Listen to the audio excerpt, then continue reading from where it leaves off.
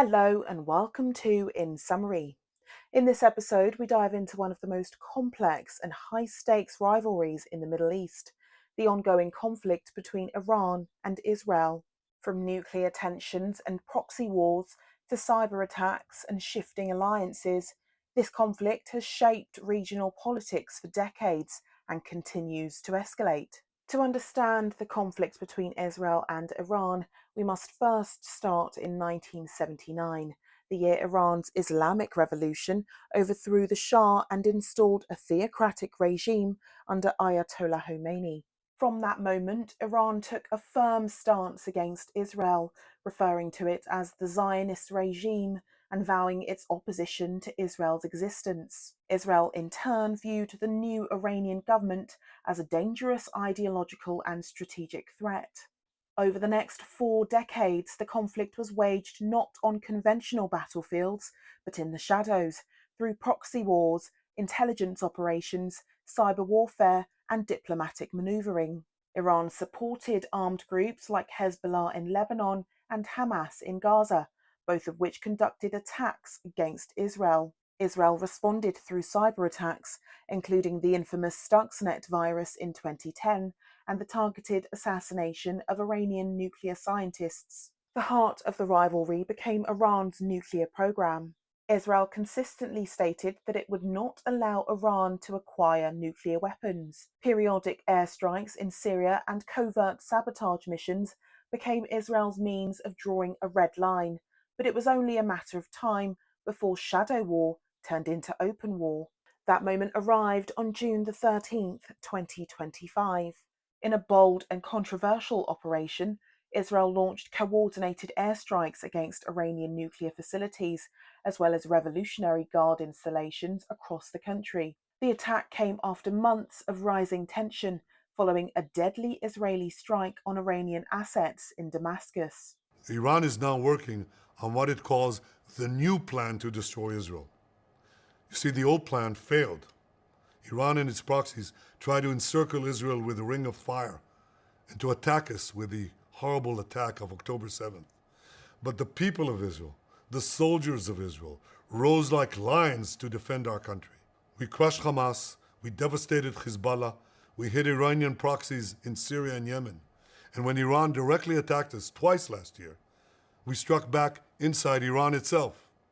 Yet in defending ourselves, we also defend others. We defend our Arab neighbors.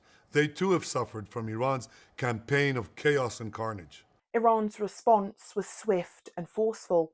Within hours, it launched a barrage of over 150 drones and ballistic missiles towards Israel. Although Israel's defense system intercepted many, some missiles made impact. Casualties were reported in cities like Haifa and Beersheba. Hospitals filled with wounded civilians, and blackouts followed secondary cyber attacks attributed to Iran. The days that followed marked the first official declared war between Iran and Israel. No longer confined to covert operations, both nations launched direct attacks across borders. Israel struck radar facilities and missile sites, whilst Iran continued to send wave after wave of drones and cruise missiles from its territory, and later from Yemen via Houthi forces. This was not just a regional war. It was gradually becoming a global crisis. By the third day of fighting, the conflict had escalated beyond the two countries. The US launched targeted airstrikes on Iranian air defense systems and radar arrays. The most significant operation, Midnight Hammer, involved US bombers hitting deeply buried Iranian nuclear sites with bunker-busting munitions. Tonight I can report to the world that the strikes were a spectacular military success. Iran's key nuclear enrichment facilities have been completely and totally obliterated. Iran, the bully of the Middle East, must now make peace.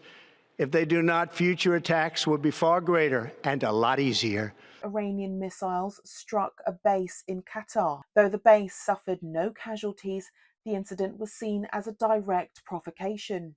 Oil prices spiked. The Strait of Hormuz, which sees over 20% of the world's oil flow, was partially shut down due to security concerns. Global markets tumbled, and governments across Europe and Asia began evacuating their diplomats from Tehran and Tel Aviv. Civilian death tolls climbed. Iran reported nearly 1,000 deaths, with hundreds of civilian casualties at military sites located in densely populated areas. Israel suffered fewer losses but saw widespread disruption, with daily air raid sirens and families sheltering in bunkers. Humanitarian corridors failed to open in time, and power grids and water systems in both countries faced brief but critical cyber disruptions. With no side clearly gaining any advantage and global powers growing concerned, calls for a ceasefire intensified. Iran's got a lot of trouble, and they want to negotiate. And I said, why didn't you negotiate with me before? All this death and destruction. Why didn't you negotiate? I said to the people, why didn't you negotiate with me 2 weeks ago? You could have done fine. You would have had a country. It's very sad to watch this. I mean, I've never seen anything like it. It's so, everyone thought it was going to be the reverse. I didn't think so. And I was telling them, you gotta do something. You gotta negotiate. And at the end, last minute, they said, no, we're not going to do that, and they got hit. After nearly 2 weeks of non-stop bombardment and rising civilian casualties, pressure from the international community finally culminated in a US-brokered ceasefire agreement. President Donald Trump announced that Iran and Israel had agreed to a complete and total ceasefire, a deal reportedly facilitated behind the scenes by Oman, France, and Qatar. However, within hours of the announcement, Iran launched another small wave of missiles that struck the outskirts of Beersheba, killing at least 7 civilians, a move Iran later claimed was a pre-scheduled response to earlier Israeli attacks. Iran emphasized they never formally signed a ceasefire. Firing would only stop if Israel halted strikes first. Israeli officials issued repeated warnings. Any further violation by Iran would trigger forceful Israeli retaliation. The 2025 Iran-Israel war has been brutal and historic. The geopolitical map has shifted, alliances have hardened, and nuclear fears have deepened. The possibility of a renewed conflict looms large, particularly if diplomacy fails or either nation perceives the truce as a weakness rather than a necessity. This war isn't just about missiles or ideology, it's a warning of how quickly decades of tension can ignite and how close the world remains to the edge of something more devastating.